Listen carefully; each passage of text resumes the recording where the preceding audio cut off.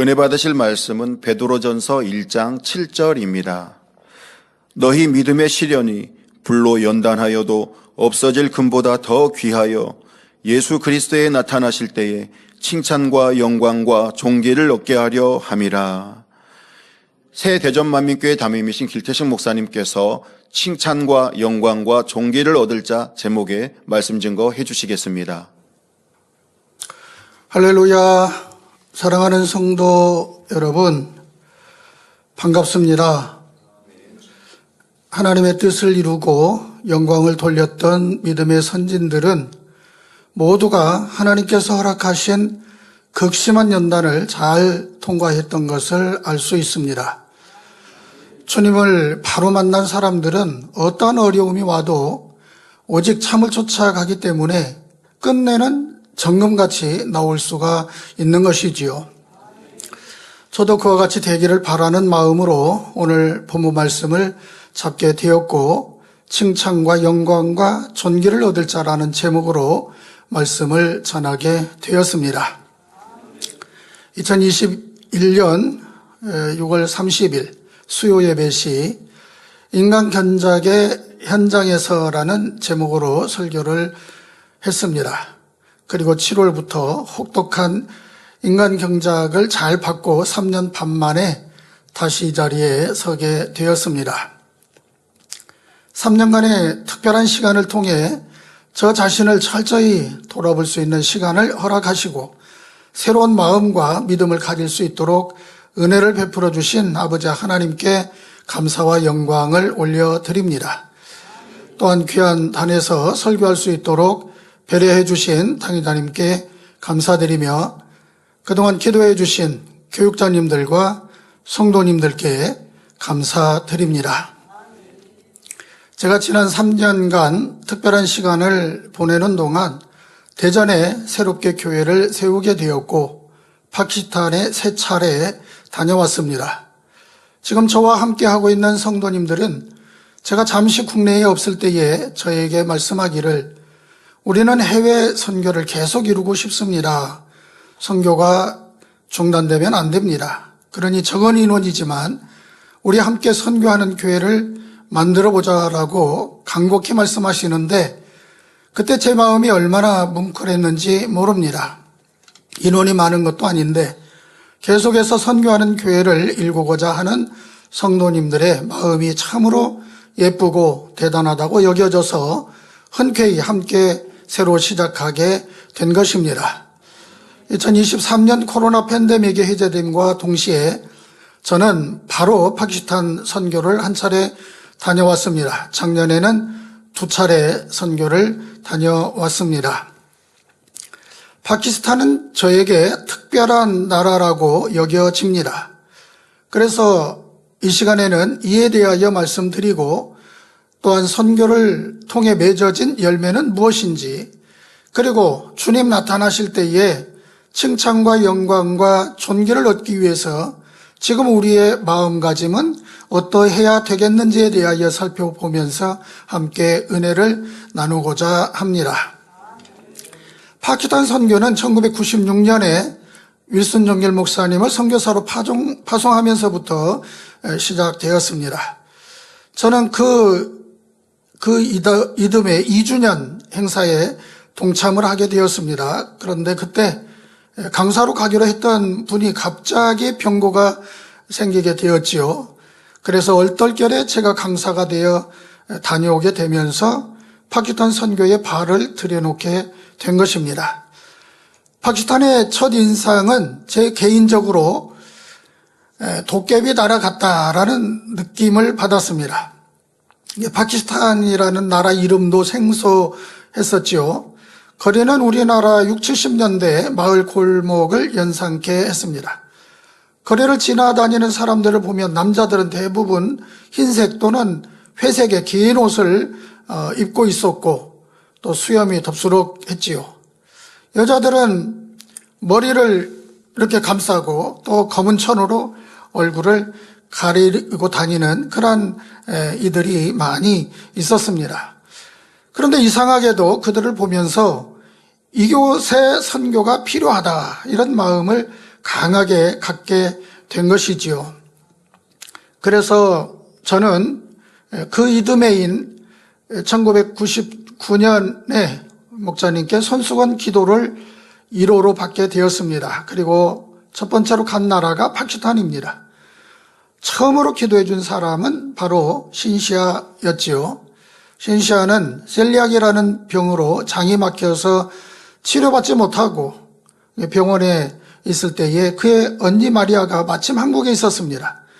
그래서 목사님께 대신 기도를 받게 되었는데 즉시 치료받았지요. 그때 크게 하나님께 영광을 돌렸습니다. 목사님의 기도로 치료받고 병원에서 퇴원하게 되었습니다. 그리고 회복하고 있는 중에 제가 파키스탄을 방문하여서 손수건 기도를 해 주었던 것입니다. 지금은 말레이시아에서 목사 사모로서 사역을 하고 있습니다. 저는 그 이후로 지금까지 거의 매년 선교를 하고 있습니다. 파키스탄 기독 TV에서 인터뷰를 한 적이 있습니다. 질문은 파키스탄에 자주 오시는데 좋은 점이 무엇입니까? 이런 질문이었습니다. 그때 제 대답은 제가 거의 매년 파키스탄을 방문하지만 실은 정치적으로나 경제, 또 주변 환경, 사람들의 심성, 음식 등 하나도 좋게 보이는 게 없습니다. 라고 했지요. 그러자 그들이 놀라는 것이었지요. 그리고 저는 이내 그렇기 때문에 저는 이곳에 옵니다. 왜냐하면 이곳에 저로 인하여서 하나님의 말씀이 선포되고 이들이 하나님을 만나고 체험한다면 축복을 받을 수 있을 텐데 라고 여겨지기 때문입니다. 그래서 파키스탄에 다녀오면 금방 또 오고 싶어지는 나라가 파키스탄입니다 라고 대답을 하니 그들이 너무 좋아하는 것이죠. 더욱이 2000년도에 목사님께서 인도하신 라오르 연합대성에는 파키스탄 기독교가 발전하는데 큰 획을 긋는 전환점이 되었다라고 하는 점에서 의미가 크다고 할 수 있습니다. 파키스탄 성에는 기독교에 대해서 적대적인 이슬람 국가에서 성회가 열렸다라는 그 자체만으로 의미가 큰 것입니다. 그때의 일을 잊지 못하여서 그때 사용했던 세미나 때 사용했던 노트라든지 전단지 아주 오래된 것이죠. 이런 것을 가지고 저에게 와서 자랑스럽게 이렇게 보이면서 말씀하시는 분들을 종종 볼 수가 있습니다. 지금은 미국을 비롯해서 세계 여러 나라 선교사들이 와서 집회를 자주 갖고 있습니다. 그런데도 그들이 오래전에 목사님의 그 집회를 잊지 못하는 이유는 무엇일까요? 그전에는 그렇게 큰 연합 집회가 없었다는 것입니다. 그런데 목사님께서 그 문을 여셨다라고 하는 것이죠. 또한 영적인 생명의 말씀을 처음으로 접하게 되었으니 얼마나 인상이 깊게 남았겠습니까? 그리고 귀신이 소리 지르고 떠나가고 수많은 치료 역사를 체험하고 그런 것을 보았으니 잊지 못한다라고 하는 것이지요.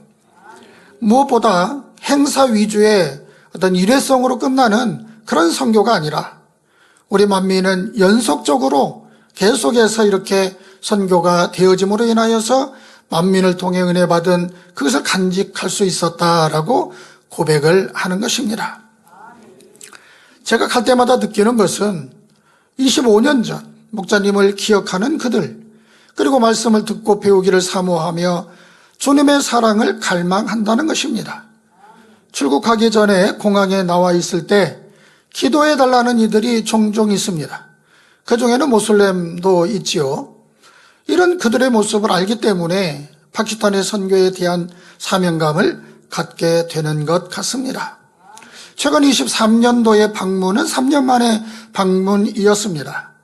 저의 형편도 그렇고 해서 가벼운 마음으로 돌아봐야지, 그래서 비행기표, 식사비 등 제가 쓸 것만 경비를 준비해서 다녀왔습니다. 혹시 모르니까 말씀을 한 편 준비해서 방문했던 것이죠.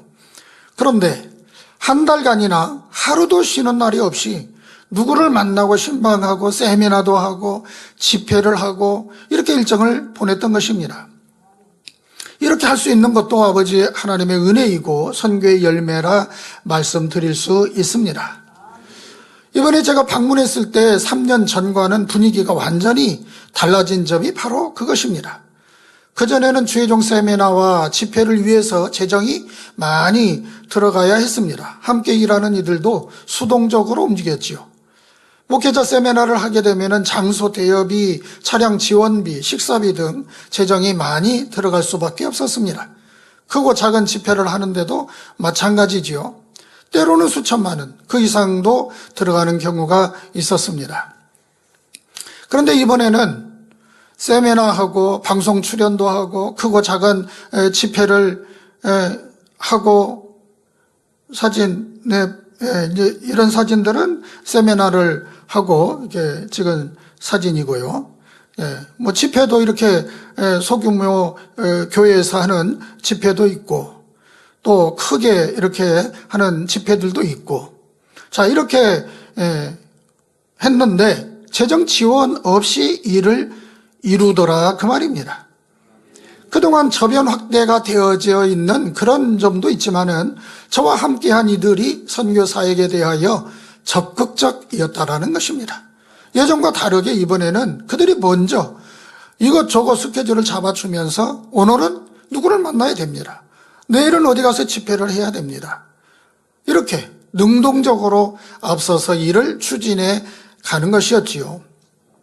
저는 가벼운 마음으로 돌아봐야지 이런 마음으로 간 것인데 쉴 틈이 없을 정도로 한 달간이나 일정이 팍팍한 것이었습니다. 선교에 대해 저의 의중을 이해하고 함께 움직이는 그들을 보면서 제가 쉴 시간이 없다 해도 얼마나 든든하고 행복하던지요. 제가 갈 때마다 앞장서서 도와준 이들은 윌슨 정길 목사님의 자녀들입니다. 맏딸, 이제 장녀 마리아 목사님은 오래 전에 한국에 와서 1년 동안 대전 저희 집에 머문 적이 있습니다. 그 이후에 한국의 한 신학대학에서 공부를 했지요. 그래서 지금은 동시 통역이 가능한 실력자입니다.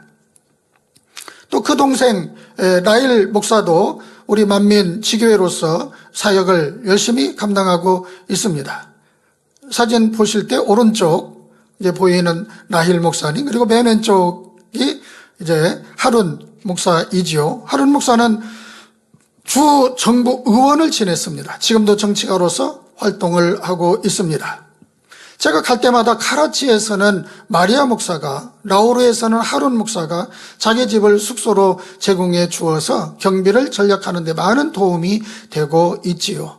또 소도시 타타시에서는 메린 자매가 통역으로 돕고 있습니다. 메린 자매도 대전에서 1년간 한국어 공부를 했습니다.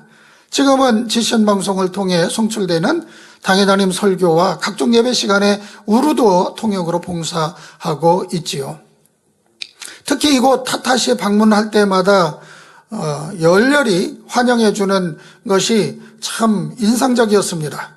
들어오는 집회 장소 입구부터 꽃을 뿌리는데 저기 생화이기 때문에 장미꽃 생화이기 때문에 저걸 맞으면 머리에 안고 이 옷에 뭐 이렇게 물들고 그래요.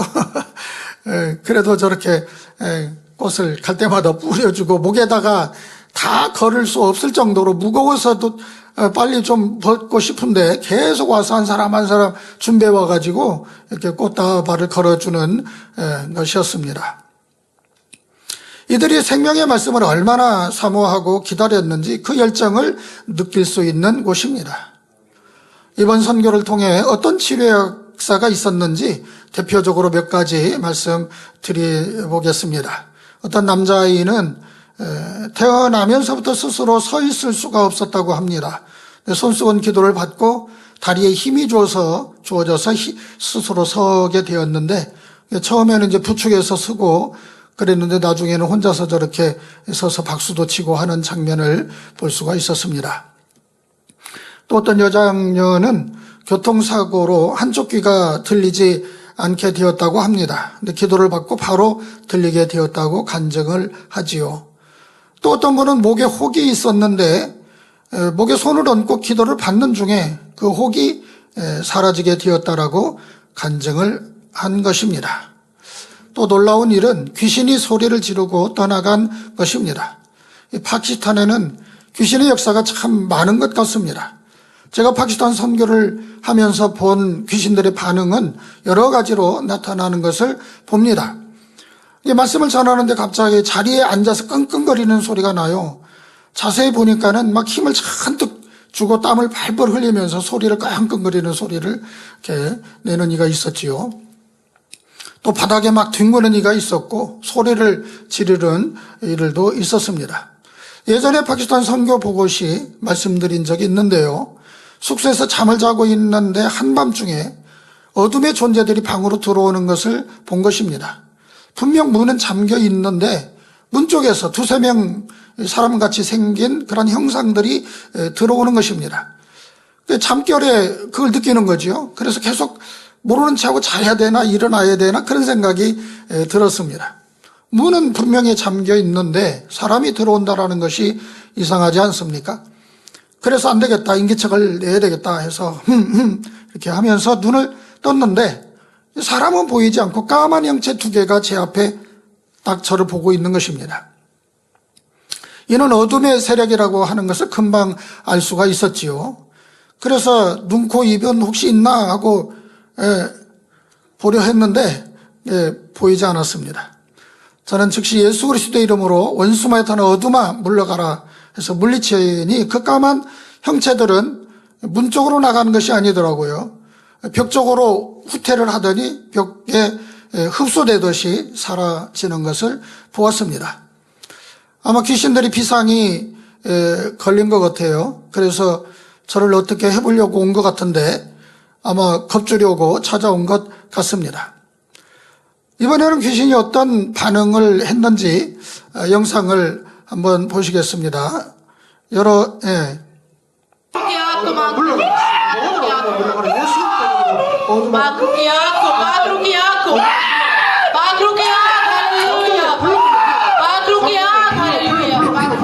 성령이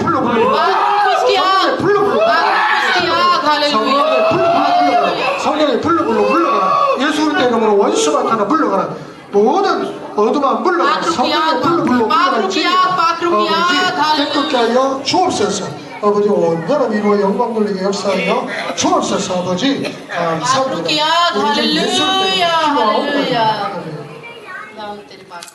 이렇게 막 자신을 학대하면서 난리를 치는 귀신은 처음 보는 것 같습니다.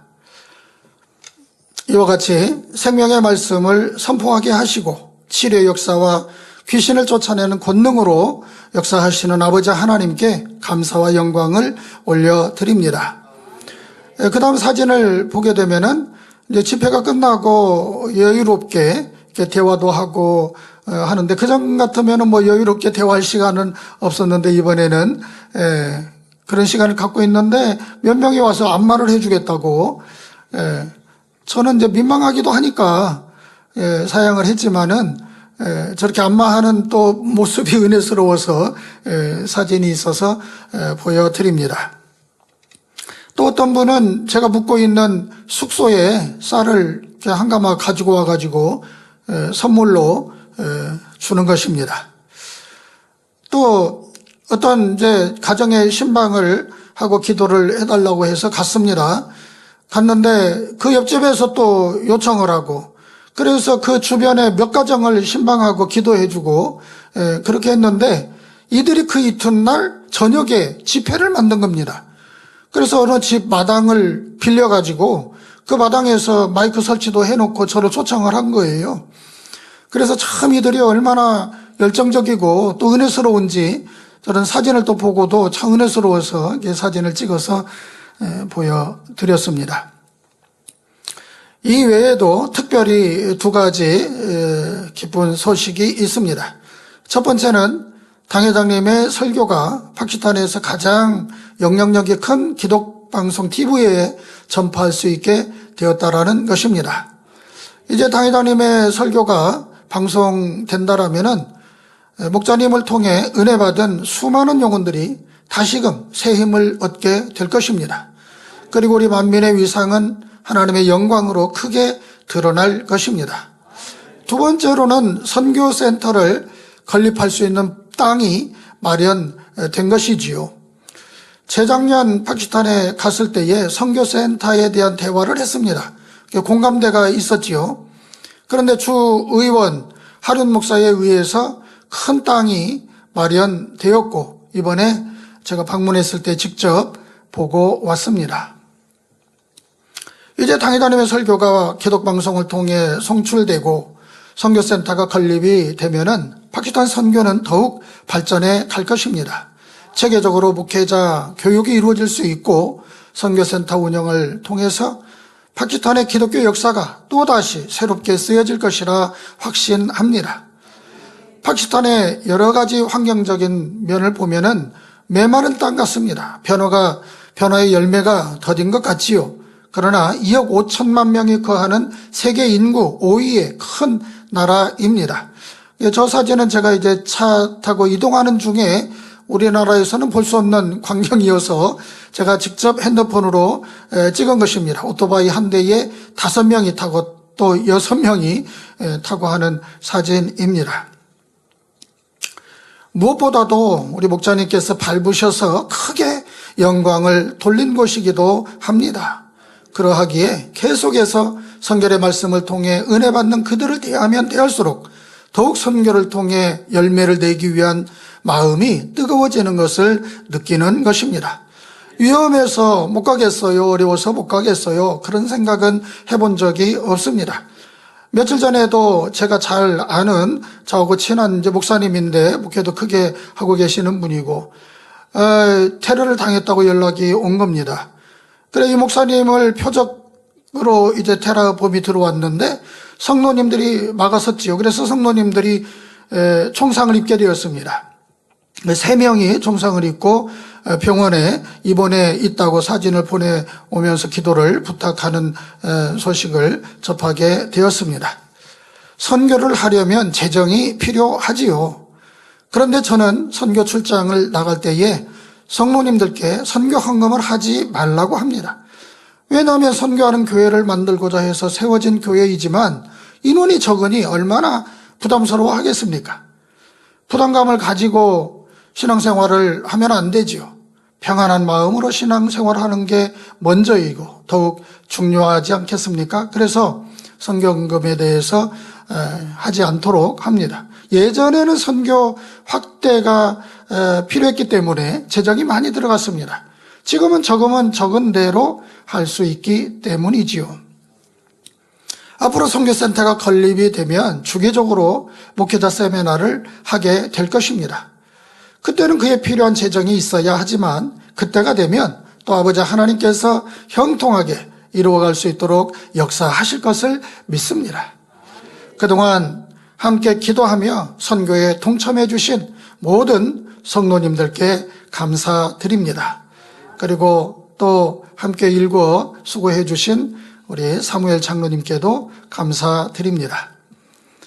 디모데후서 4장 2절에 너는 말씀을 전파하라. 때를 얻든지 못 얻든지 항상 힘쓰라.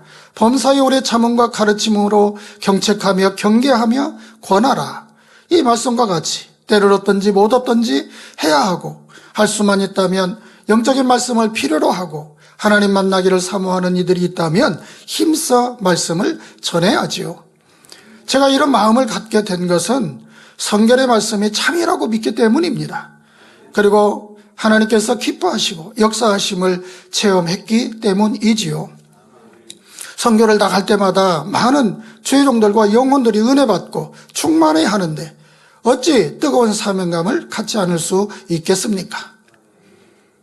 사랑하는 성도 여러분, 본문 말씀에 너희 믿음의 시련이 불로 연단하여도 없어질 금보다 더 귀하여 예수 그리스도에 나타나실 때에 칭찬과 영광과 존귀를 얻게 하려 함이라 하셨습니다. 그렇다면 우리 주님이 나타나실 때에 칭찬과 영광과 존귀를 얻을 자는 누구일까요? 첫째로는 믿음의 시련을 통과하는 자입니다. 지난 3년은 저의 인생에 있어서 아주 특별한 시간이었습니다. 겉으로 드러나는 현상으로는 한동안 거할 곳이 없어서 여러 곳을 돌아다니며 막막한 생활을 하기도 했습니다. 숨을 쉬는 것조차 버거울 정도로 압박감을 느끼며 그런 상황을 겪어보기도 했지요. 또한 목사님과 우리 재단에 해가 되어서는 안 된다는 절박함을 느끼면서 모든 것을 내려놓아야만 했던 그런 때가 있었습니다. 그런 와중에도 아버지 하나님께서 함께 하시고 붙드신다라는 것을 강하게 느꼈던 것입니다. 그 당시 제가 할 수 있었던 것은 오직 간절한 마음으로 하루하루 기도하고 성경 읽고 묵상하는 것이었습니다. 그때 크게 깨우침이 된 것 중에 하나는 말씀은 어미하다라고 하는 것이었습니다. 즉 아버지 하나님께서 하신 말씀은 하나도 헛되지 않고 그대로 이루어진다는 것이지요. 연단이 무엇일까요? 실망하고 좌절하는 그런 시간이 아닙니다. 믿음을 새롭게 하고 마음을 새롭게 하는 그런 기회를 주시는 것이지요. 하나님께서는 연단받는 자를 외면하실까요? 기대하심으로 보실까요? 하나님께서 허락하신 것이라면은 당연히 기대하심으로 지켜보시지요. 저에게 말씀하시는 분들 중에는 지금 목사님은 다윗의 연단을 받는 것입니다 라고 하면서 힘을 내라고 좋게 말씀해 주시는 그런 분들이 계셨습니다. 또는 다윗은 무슨 욥의 연단이지 이렇게 말씀하시는 분들도 있었다고 전해 들었습니다. 누구의 연단이 뭐 그리 중요하겠습니까? 주님을 만나고 체험했으면 그 은혜를 붙들고 이겨서 정금같이 나오는 것이 중요한 것입니다. 왜 연단이 따르는 것이죠?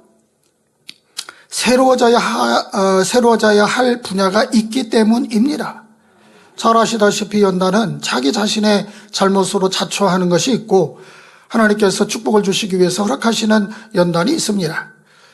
연단이 주어지면 무슨 연단인지 따질 필요가 없습니다. 그 상황에서 새로워지면 되는 것입니다. 그러면은 자기가 자초한 연단이든 하나님께서 허락하신 축복의 연단이든 모든 것이 축복이 되는 것입니다. 그 상태에서 달라져야 할 분야가 있는데 그것을 찾지 못하고 있다든지 더 큰 능력을 이루어 큰 사명을 감당해야 하는데 안주하고 있다든지 또는 묵은 때를 벗어버리고 날로 전진해 가야 하는데 그런 기대하심이 있는데 그 길로 가지 않을 때는 하나님 편에서 연단을 허락하시는 것이지요. 극심한 연단이 따랐다면 그만큼 기대하심도 있다라는 것입니다. 우리 만민도 아버지 하나님께서 반드시 바라심이 있기 때문입니다. 그러므로 우리 모두 똑같이 반복되는 그런 신앙생활을 하면 안 되겠습니다. 새롭게 가야 할 분야를 찾아야 하는 것이죠. 혹 연단도 받아왔고 또 믿음 생활도 변함이 없이 하고 있는데 새로움이 없고 특별한 사명감도 느껴지지 않는 그런 분이 계시는지요? 그런 분은 자신이 분명히 주님을 믿고 있다라는 그런 것으로 위안을 삼고 있기 때문입니다. 안주하고 있기 때문이지요. 심령이 새로워지고 사명도 새로워져야 하지 않겠습니까? 그러려면은 집중해서 성경 말씀을 읽고 집중해서 중심의 기도를 할 필요가 있습니다. 그러면 성령께서 마음을 뜨겁게 주관하시지요. 믿음의 선진들을 보면 극심한 연단을 받을 때 자기를 만나주신 그 은혜를 저버리지 않고 자기에게 바라시는 하나님의 뜻을 이루어 갔던 것을 봅니다. 우리 모두가 이런 믿음의 길을 가야 합니다. 연단 없이 늘 성령의 충만함으로 영이 새로워질 수 있다면 좋겠지요. 그러나 큰 연단을 통해서만이 얻을 것이 있다면 당연히 어떤 심한 연단이라 해도 회피하지 않겠다는 그런 각오도 필요한 것입니다. 우리는 많은 연단을 받은 만큼 정금같이 나와야 합니다. 믿음의 선진들을 본받아야 하고 목자님의 유지를 계승 발전시켜 가야 할 때가 지금인 것입니다. 목자님이 계실 때와 계시지 않는 지금의 차이점이 무엇일까요? 목자님이 계실 때에는 우리가 잘못하는 것도 모두 커버해 주셨습니다. 그래서 크게 드러나고 하는 일이 없었지요. 다 덮어주시니까. 그래서 걱정이 없었고 문제될 것이 없었지요. 그리고 저돌적으로 막 돌출되는 그런 행동을 하지 못했습니다. 스스로 진리 안에 거하기 위해서 항상 살펴서 행동하지 않았습니까? 그런데 지금은 물론 진리 안에서 변함없이 참을 쫓아가는 이들도 있지만 육의 속성을 쫓아 자기 좋을 대로 행동하는 이들도 있다는 것입니다. 이런 사람은 목사님이 계실 때는 감히 드러내지 못했던 것이지요. 우리는 목사님이 계실 때와 같이 그때 새겨진 진리와 성령의 역사에서 벗어나지 않게 삼가 조심해야 하겠습니다. 육으로 갈리느냐 영으로 성장하느냐의 갈림이 자신에게 달려있음을 볼 수가 있습니다. 사람이 살지 않는 사막 한가운데라 해도 하나님은 계시지요. 하물며 하나님을 찾으며 하나님의 뜻을 따르고자 하는 자녀를 외면하시겠는지요. 믿음의 사람은 힘든 일을 만나면 만날수록 주님을 향한 마음은 더욱 새로워지는 것입니다. 땅이 꺼지고 하늘이 무너지는 것 같고 숨이 쉬어지지 않는 것을 겪는다 해도 하나님은 살아계시고 그동안 인도해 주셨다라는 그 사랑과 믿음으로 이길 수 있는 것입니다. 저는 육적으로 나타나는 현상과 영적으로 하나님과의 관계는 다르다라는 것을 체험했습니다. 육적으로는 한숨이 푹푹 나오고 하염없이 눈물 흘려야 할 때도 영적으로는 주님을 향한 간절함은 날로 새로워지더라는 것입니다. 어떤 변수가 생겼을 때 육적으로는 힘들어도 영은 날로 새로워질 수 있는 것입니다. 육의 속성에 치우쳐 가면 하나님의 바라심과는 거리가 점점 멀어집니다. 하나님의 말씀은 어미하다라는 것을 알아서 한 말씀 한 말씀 양식 삼아가는 신앙생활을 해야 하는데 육의 속성에 끌려간다면 무늬만 신앙인으로 남고 마는 것이지요. 갑작스런 일이 생기고 어려운 일이 생겼다 해서 하나님께서 외면하신 것이 아닙니다. 하나님은 계속해서 일어서도록 응원하고 계심을 믿어야 합니다. 하나님께서는 이런 기회를 우리에게 주시고 존귀한 자로 나오기를 바라십니다. 그래서 저는 그때의 심정을 기록을 했습니다. 거의 매일 기록을 했습니다. 지금도 가끔 그때 기록한 것을 보면은 참으로 하나님께서 붙드시고 인도해 주셨음이 느껴져서 웃음이 지어집니다. 이런 값진 시간을 통해서 가장 중요한 깨달음은 바로 앞서 말씀드린 대로 말씀의 어미함입니다. 즉 말씀을 그대로 이루어 가야 한다는 것이죠. 참이 아닌 것은 언젠가는 변하게 되어 있습니다.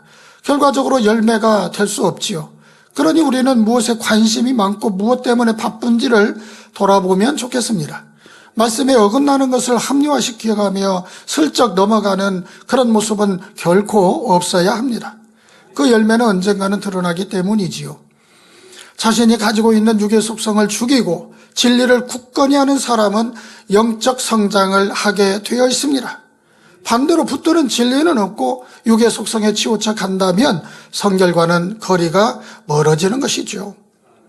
주님이 나타나실 때의 칭찬과 영광과 존귀를 얻을 자는 둘째로 은혜를 헛되이 하지 않는 자입니다. 고린도후서 6장 1절에 너희를 권하노니 하나님의 은혜를 헛되이 받지 말라 하신 것처럼 은혜를 헛되게 해서는 결코 안 됩니다. 우리가 받은 은혜는 너무도 값진 것이지 않습니까? 하나님께서 주신 것이기 때문에 그렇습니다. 하나님이 베풀어 주신 은혜를 가치 있게 고귀하게 여길 때 그 은혜를 지킬 수가 있는 것입니다.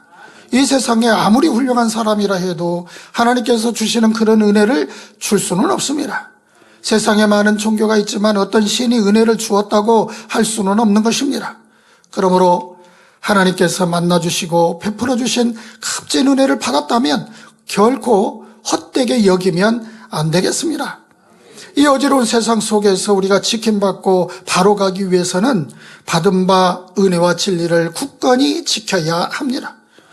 은혜와 진리가 기준이 되어 분별해야 하는 것입니다. 은혜와 진리를 생명같이 여길 때 모든 이와 화평을 이룰 수 있고 원수까지도 사랑하라는 말씀도 이룰 수 있게 되지요. 이렇게 될 때 이런 사람은 하나님께로 나서 하나님을 안다고 할 수 있는 것입니다. 여기서 우리가 분명히 알아야 할 것은 사람으로서는 해결하기 어려운 일을 만났을 때 사람의 말을 듣고 흔들리지 말아야 한다는 것입니다. 사람을 따라가는 것도 조심해야 합니다. 오직 주님만이 우리의 의지자가 되어야 합니다. 주님만이 헤쳐나올 수 있는 힘을 주시고 우리를 책임져 주실 수 있는 것입니다. 평상시에는 크게 모나지 않게 잘 하다가도 어떤 일이 생기면은 자신의 생각과 감정이 동원되어 나오는 걸 볼 수가 있지요. 그래서 오해하고 낙심하는 이들이 있는 것을 보게 됩니다. 이런 사람은 굳이 좋지 않은 부정적인 일을 끌어당겨서 거기에 빠져드는 거지요. 반대로 좋은 것만 생각하고 자신이 받은 은혜를 붙들고 그것을 은혜가 기준이 되어서 분별하고 이겨나가는 이들도 있습니다. 또 이런 분들도 있습니다. 주변에 복잡한 일이 생기면 주변 흐름에 휩싸이지 않을 뿐만 아니라 성령의 인도를 받아서 영이 새로워지는 기회로 삼는 이들도 있습니다. 여러분은 어떠신지요? 연단의 때에 교회를 떠난 이들의 공통점이 있는데 여러 공통점 중에 두 가지를 보면은 마음에 새겨진 은혜를 발동을 시켜서 이겼어야 하지요. 그런데 부정적인 면을 사력을 다해서 파헤치고 그쪽으로 막 쫓아가는 거지요. 그리고 또 나를 만나주신 주님 앞에 나는 사명자라는 이런 인식이 부족했던 것입니다. 우리 성도님들께서는 지금 이 시대에 맞는 사명감을 가지고 깨어있다고 자부할 수 있는지 깊이 생각해 보시면 좋겠습니다. 요나서 2장 8절에 보면 무릇 거짓되고 헛된 것을 숭상하는 자는 자기에게 베푸신 은혜를 버렸사오나 했습니다. 누가 은혜를 버리는 자인지 말씀하고 있는 것입니다. 즉 거짓되고 헛된 것을 쫓아간다는 것이지요. 어려운 일이 생기면 옳지 않은 부정적인 일을 생각하며 낙심하는 것입니다. 옳은 일을 생각하며 이겨내는 것이 은혜 받은 우리가 해야 할 일인 것입니다. 우리는 하나님께서 이 제단을 친히 세우시고 이끌어 오셨음을 믿습니다. 목사님은 하나님을 가장 사랑하셨음을 우리가 잘 압니다. 우리에게 가르쳐 주시고 주님의 뜻을 이루시는 모습은 흠이 없으셨습니다. 그러므로 우리는 그분을 통하여 하나님의 깊은 뜻을 깨달으며 믿음을 가지게 되었으니 우리의 참 목자가 되시는 것입니다. 우리가 목자로 인하여 주님께서 함께 하시는 큰 은혜를 입었다면 그것은 주님께서 우리에게 주신 생명과도 같은 것이지 않겠습니까? 결코 잊어서는 안 되는 것입니다. 고민할 필요가 없고 새로운 길을 찾기 위해서 애쓸 필요도 없는 것입니다. 주님을 친히 목도한 이들이 바른 신앙을 이룬 것처럼 우리도 주님을 바로 보여주신 그 진리를 붙들고 가는 것이 잘하는 것이지요. 그러므로 우리는 모든 일어나는 일들에 대하여 하나님의 섭리하심을 깨달아야 합니다. 자신에게 주어진 사명이 무엇인지 발견도 해야 하는 것입니다. 붙어있기만 해도 구원받는다라는 말을 들어본 적이 있을 것입니다. 이 말씀의 뜻은 무엇일까요? 성결의 제단이고 사명이 있는 제단이기 때문에 성결제단에 붙어있다라고 하는 것은 성결을 이루어 가는 신앙생활을 할 것임을 뜻하는 것이지 않겠습니까?